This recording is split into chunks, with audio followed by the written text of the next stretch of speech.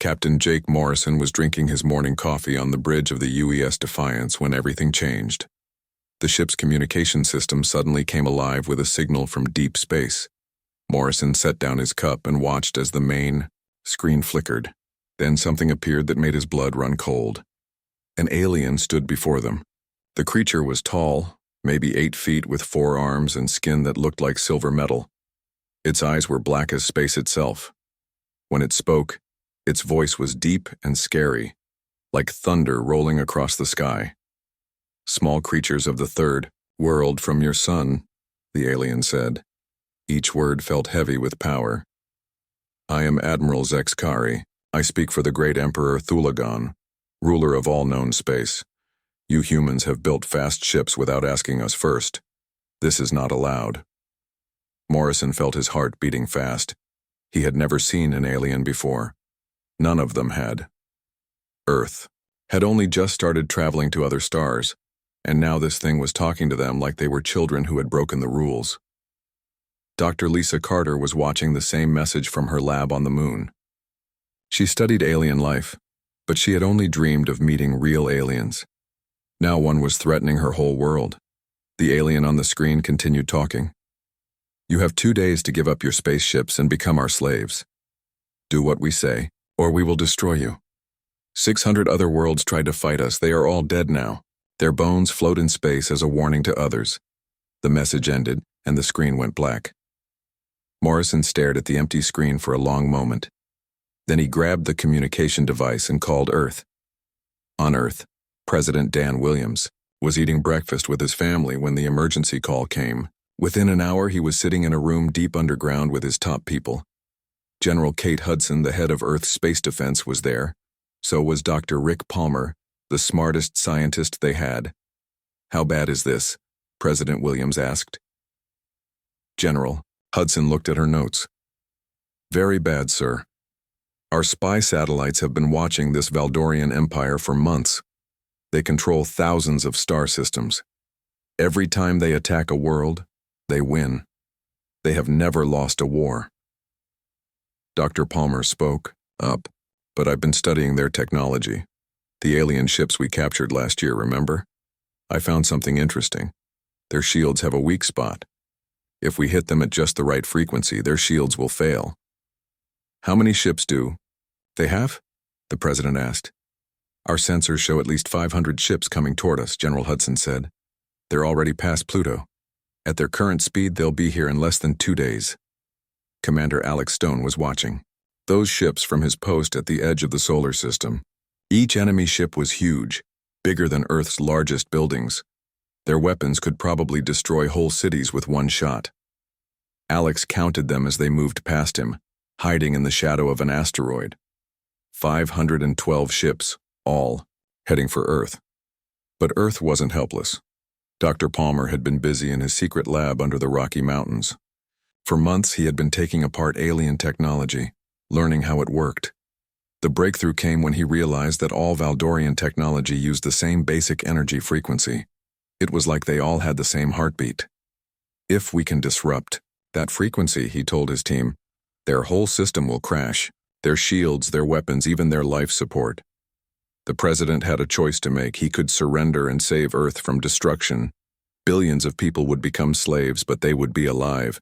Or he could fight back against an enemy that had never been defeated. Commander Sue Brooks was ready at the communication station. She had prepared 2 messages. One was a surrender. The other was a declaration of war against the most powerful empire in the galaxy. President Williams thought about his children. He thought about all the children on Earth. Did he want them to grow up as slaves? Or did he want them to grow up free, even if it meant they might not grow up at all? "Send the second message," he told Commander Brooks. The message went out across space, traveling faster than light to reach the Valdorian fleet. Admiral Zexkari received it on his flagship, a massive ship called the Star Crusher. He read the message and couldn't believe what he was seeing. "Admiral Zexkari," the human message said, "we got your threat. Here's our answer. Leave our solar system right now, or you will learn why Earth has never been conquered by anyone." Admiral Zexkari laughed. It was a cold, cruel sound, that echoed through his ship. In 300 years of conquest, no species had ever dared to threaten the Valdorian Empire. These humans were either very brave or very stupid. Either way, they would be dead soon. "Prepare all weapons," he ordered his crew. "We will make an example of this world. When we are done, there will be nothing left but space dust and regret." But Admiral Zexkari didn't know about Dr. Palmer's discovery. He didn't know that Earth had been preparing for this moment. He didn't know that humans had something the Valdorian Empire had never faced before: the absolute refusal to kneel. The war for Earth's freedom was about to begin. In less than 48 hours, the galaxy would learn that some species cannot be broken, cannot be conquered, and will never surrender. The warning that was meant to scare Earth into submission would instead become the first crack in an empire that had ruled for 1,000 years. History would remember this moment as the day everything changed. The day a small blue world looked at the most powerful empire in the galaxy and said two simple words: "Come and take it." Admiral Zexkari was angry. No one had ever told him no before. In his 300 years of life, every species had begged for mercy when they saw his ships. But these humans were different. They had actually threatened him. "Destroy their outer colonies first," he ordered his captains. "Show them what happens when they defy the Empire." The attack began at dawn on Europa, one of Jupiter's moons. The human mining station there had 5,000 workers. They were digging for ice and minerals when the sky suddenly filled with alien ships. The station commander, Captain Beth Miller, sent out a desperate message to Earth. "They're here. The aliens are attacking. We need help. We need—" The message cut off. The Valdorian ships had turned the entire mining station into burning metal and dust. 5,000 people died in less than 10 minutes. The same thing happened on Titan, where Earth had built a research base. 3,000 more people died there. Dr. Lisa Carter watched the destruction from her lab on the moon. She was crying as she saw the emergency signals from the outer colonies go silent one by one. Her younger brother Ben was a pilot in Earth's defense fleet. She hoped he would be safe. Captain Jake Morrison got the order to launch just as the news of Europa reached Earth. He had 12 ships under his command. The enemy had over 500. The math was simple and terrible, but Morrison had something the aliens didn't expect. "Remember what Dr. Palmer taught us," he told his pilots over the radio. "Hit their shields at frequency 2.7 gigahertz. That's their weak spot. If we can break their shields, we can hurt them." Lieutenant Ben Carter was flying the fastest ship in Morrison's fleet. He had trained for this moment his whole life, but he never thought it would really happen. Or what would they? Aliens seemed like something from movies, not real life. The battle started near Saturn. The human ships were tiny compared to the alien vessels. Each Valdorian ship was like a floating city, covered in weapons and armor. The human ships looked like insects flying around elephants, but the insects had a sting. Ben Carter fired the first shot. His plasma torpedo hit a Valdorian cruiser right on the shield generator. The alien ship's shields flickered and died. Before the aliens could react, Morrison's ship hit the same cruiser with everything it had. The massive alien ship exploded in a ball of fire. "It worked!" Ben shouted over the radio. "The frequency trick really works." Admiral Zexkari couldn't believe what he was seeing. These primitive humans had just destroyed one of his best ships. The Star Crusher's bridge was full of alarms and shouting alien voices. "How did they do that?" he demanded. "Their weapons are too weak to break our shields." His chief scientist, a four-armed creature named Veltar, was studying the readings. "Sir, they're using some kind of frequency weapon. It's disrupting our shield harmonics. This shouldn't be possible. These humans are supposed to be primitive." The battle raged for hours. The human ships were fast and clever. They used Saturn's rings to hide from the bigger alien ships. They worked together like a pack of hunting wolves, hitting the aliens, and then running away before they could be caught. Morrison had turned the space around Saturn into a trap. The alien ships were too big to move quickly through the asteroid field. The human ships were small enough to zip between the rocks and ice chunks. Every time an alien ship got close, it would get hit by hidden human weapons. Dr. Rick Palmer was watching the battle from Earth. He was working on new weapons based on his frequency discovery. His team had only hours to build something that could make the fight more fair. If we can build a bigger frequency transmitter, he told his assistants, we might be able to shut down multiple alien ships at once. Colonel Mike Johnson was preparing Earth's ground defenses. He knew some alien ships would probably get through Morrison's fleet. When they did, Earth needed to be ready to fight. Set up the missile batteries around every major city, he ordered, and make sure each one is tuned to Dr. Palmer's frequency. We're going to give these aliens a surprise they'll never forget. The surprise came sooner than expected. Ben Carter had an idea during the battle. Instead of just hitting one ship at a time, what if they could hit multiple ships with the same frequency burst? Captain Morrison, he called over the radio. What if we all fire at the same time?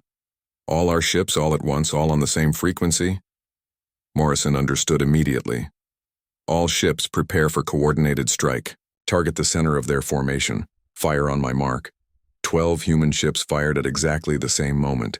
The frequency wave was so strong it crashed the shields on 20 alien ships at once. The follow-up attack destroyed 8 of them before they could recover. Admiral Zexkari watched his ships explode and felt something he had never felt before. Fear. These humans were supposed to be easy to defeat. Instead, they were fighting like demons. In just one day, he had lost 30 ships to an enemy that should have been crushed in minutes. Retreat to the edge of the system, he ordered. We need to regroup and think about this. The human ships didn't chase them. They couldn't. They were too badly damaged and too few in number. But they had done something amazing. They had made the mighty Valdorian Empire run away. The news spread across the galaxy faster than light. For the first time in 1,000 years, someone had bloodied the Empire's nose. On distant worlds, enslaved species whispered about the small blue planet that had fought back and won. Emperor Thulagon himself heard the news on his throne world. He was so angry that he broke his favorite chair. No one had ever defeated his ships before. These humans would pay for their defiance with their lives. But deep down, the Emperor felt something else, something that scared him more than anger. He felt doubt. What if the Valdorian Empire wasn't as strong as everyone believed? What if other species decided to fight back too? The war for Earth had only just begun. But already, the galaxy was starting to change. The news of humanity's victory traveled fast across the galaxy. On 1,000 different worlds, alien slaves heard whispers about the small blue planet that had made the Empire bleed. For many, it was the first hope they had felt in their entire lives. Captain Steve Miller was flying his ship, the UES Relentless, to distant star systems. His job was to find allies for Earth. What he discovered changed everything humans thought they knew about the galaxy. There are so many of them, he reported back to Earth. Billions of creatures living in refugee camps, hiding on dead worlds, running from the Empire.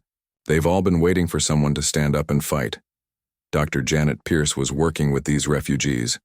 She was Earth's best language expert, and she was learning to talk with dozens of different alien species.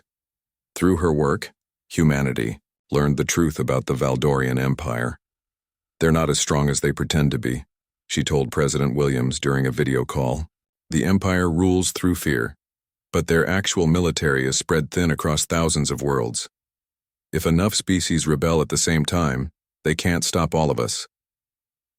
On a forest world called Kepler 442b, Commander Paul Wright made the most important discovery of all.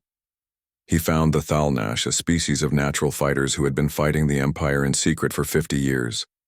The Thalnash leader was a creature that looked like a giant mantis with blue skin. Through Dr. Pierce's translation device, it spoke to Commander Wright. "We have been waiting for someone like you humans," the alien said. "We know where the Empire keeps its ships. We know where they build their weapons. We have been watching and learning for decades, but we needed someone brave enough to start the real fight." The Thalnash gave humanity something precious. Detailed maps of Valdorian military bases, supply routes, and weak points. For the first time, Earth knew exactly what they were fighting against. But Emperor Thulagon was not sitting idle. When he heard about species helping the humans, his rage was terrible to see. He ordered the destruction of entire star systems. as punishment for anyone who might be thinking about rebellion. The planet Zerion 7 was home to 6 billion peaceful farmers. The Emperor destroyed it completely, turning it into a cloud of dust and death. His message was broadcast to every world in the Empire. This is what happens when you help the humans. Captain Linda Hayes was watching from her spy ship when Zerion 7 died. She recorded everything and sent it back to Earth. The images were horrible beyond belief. An entire world of innocent people, murdered just to make a point. But the Emperor's cruelty had the opposite effect from what he wanted. Instead of scaring other species into submission, it made them angry. Really angry. General Kate Hudson was coordinating resistance cells across dozens of worlds. Earth's new communication technology was better than anything the Empire had. For the first time, rebellious species could talk to each other instantly across thousands of light years. "The Empire is starting to crack," she reported to President Williams. "We're getting reports of desertions, sabotage, and open rebellion in 6 different sectors. The Emperor's own soldiers are starting to question their orders." Dr. Rick Palmer made another breakthrough in his underground lab. He had figured out how to turn Valdorian weapons against their own ships. Better yet, the technology was simple enough that any species could build it with basic materials. "We can teach this to everyone," he told his team excitedly. "Every refugee, camp, every hidden colony, every slave world. They can all fight back now." The technology spread like wildfire through the galaxy's underground networks. Suddenly, Valdorian patrols were being attacked by their own weapons. Imperial supply ships were exploding for no apparent reason. The Empire's own technology had become their enemy. Admiral Zexkari was losing his mind trying to figure out what was happening. His ships were failing, his soldiers were deserting, and entire sectors were in open revolt. He had never seen anything like it in 3 centuries of conquest. "How are they doing this?" he demanded from his scientists. "These primitive species shouldn't be able to use our technology against us." Feltar, his chief scientist, had bad news. "Sir, they've found the master frequency that controls all our systems. Somehow these humans figured out in months what took us centuries to develop. They're sharing this knowledge with every species in the galaxy." Emperor Thulagan made a terrible decision. He would come to Earth himself with the largest fleet ever assembled. 10,000 ships carrying the most advanced weapons in the Empire. He would personally oversee the destruction of humanity and end this rebellion once and for all. But the Emperor didn't know about the secret meetings happening across the galaxy. Captain Miller had been busy building alliances. The Thalnash were talking to the crystal beings of Andromeda. The aquatic Merdai were coordinating with the gas-breathing Zephyrites. For the first time in galactic history, dozens of species were working together against a common enemy. Dr. Lisa Carter made a discovery that changed everything. While studying captured Valdorian equipment, she found something incredible hidden in their computer systems. "They're not the original builders of this technology," she told her brother Ben over a secure channel. "The Valdorians conquered the real inventors thousands of years ago and stole everything. They don't actually understand how most of their own equipment works." This explained why Dr. Palmer's frequency attacks were so effective. The Valdorians had been using stolen technology for so long that they had forgotten its weaknesses. The original builders had put safeguards into their systems, and the Valdorians never knew they existed. The stage was set for the final confrontation. Emperor Thulagan was coming to Earth with enough firepower to crack planets, but he would face more than just humanity. He would face a galaxy that was finally united against tyranny. On Earth, President Williams addressed the world for what might be the last time. "My fellow humans," he said, "and our new allies across the galaxy. Tomorrow we face the greatest test in the history of intelligent life. We fight not just for Earth, but for the idea that no one should live in fear. Win or lose, the galaxy will never be the same." The Emperor's massive fleet was already entering the solar system. The final battle for freedom was about to begin. Emperor Thulagan arrived at Earth with the largest war fleet in galactic history. 10,000 ships filled the space around the solar system like a swarm of metal locusts. Each ship was massive, bristling with weapons that could destroy entire cities with a single shot. Admiral Jake Morrison, now promoted to lead all of Earth's forces, stood on the bridge of his new flagship, the UES Vengeance. He looked at the enemy fleet on his screens and felt his heart sink. Earth had only 300 ships. The math was simple and terrible. "Sir," his communications officer said quietly, "we're receiving a message from the Emperor himself."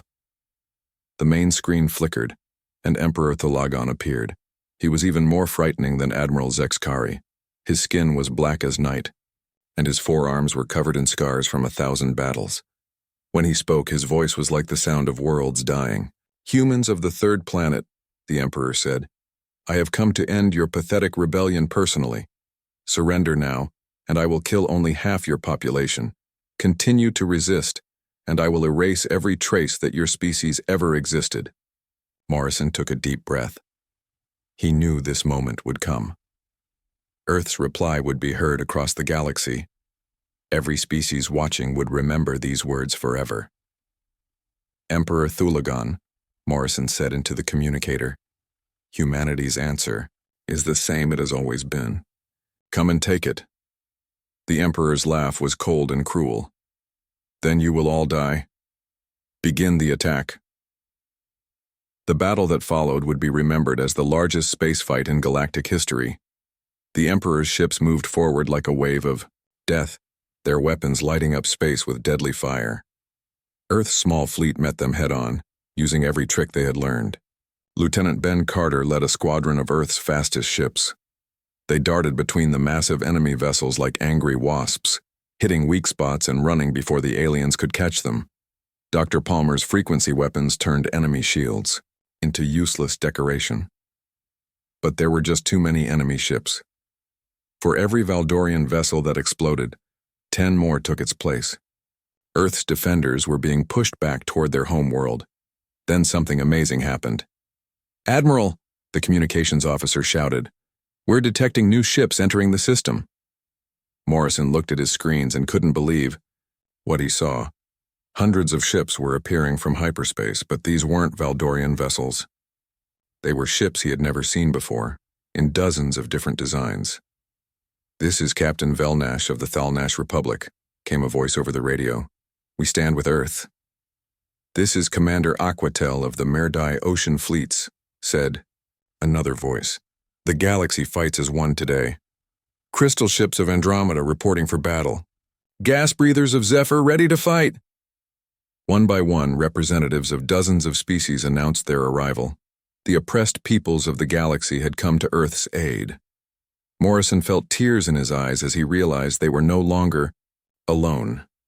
Emperor Thulagan watched in horror as his overwhelming advantage disappeared.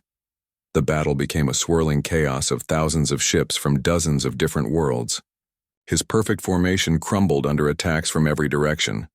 "This is impossible," he screamed at his officers. "These species hate each other. They've been fighting among themselves for centuries." But that was before humanity had shown them what was possible. Before they learned that some things are worth fighting for together. The battle raged for 3 days. Ships exploded like fireworks across the solar system. The space around Earth became a graveyard of twisted metal and burning debris. But slowly the tide began to turn. Dr. Palmer had one last surprise for the Emperor. Working with alien scientists from a dozen worlds, he had discovered the ultimate weakness in Valdorian technology. All their systems were connected to a master control frequency. If they could disrupt that frequency, every Valdorian ship in the fleet would be helpless. "We need every ship to transmit on the same frequency at exactly the same time," Palmer explained to Morrison. "It has to be perfect, or it won't work." Morrison sent the message to every ship in the Allied fleet. Thousands of vessels from dozens of worlds prepared to fire together. Human ships next to crystal beings, next to aquatic craft, next to gas-breathing fighters, all united for one moment. "On my mark," Morrison said into his communicator. 3, 2, 1, fire. Every Allied ship transmitted Dr. Palmer's special frequency at exactly the same moment. The wave of energy swept across the Valdorian fleet like an invisible tsunami. One by one, enemy ships went dark as their systems failed.